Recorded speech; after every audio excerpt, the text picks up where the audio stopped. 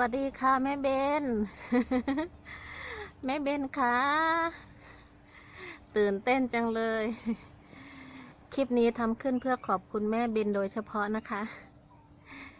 แม่เบนบอกหวยถูกแม่เบนช่องชีวิตบ้านนอกนะคะ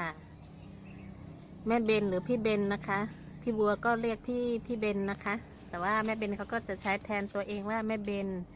25ของแม่เบนผีเรือล่มออกจริงๆค่ะแต่ว่าด้วยความที่พี่บัวเป็นคนไม่ค่อยซื้อหวยนะคะพี่บัวก็เลยตั้งใจว่าจะซื้อ25แล้วก็จะซื้อตัวกลับแค่1,000ก็คือ52นะคะแต่พอไปถึงร้าน เขาเขียนให้สลับกันพี่บัวก็ไม่ได้ดูค่ะสรุปแล้วก็คือโชคอยู่ค่ะจะได้โชคติด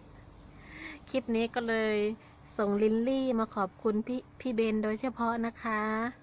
ขอบคุณมากค่ะผีเรือล่มบ้านขยองนะคะจริงๆก็ติดตามคลิปของพี่เบนมาหลายคลิปมากเลยแต่ว่าเลขที่ให้น่ะมันก็เยอะนะคะพี่บัวจำไม่ได้สักจำได้คร่าวๆว่ามีอะไรนะ251575อะไรประมาณนี้แหละ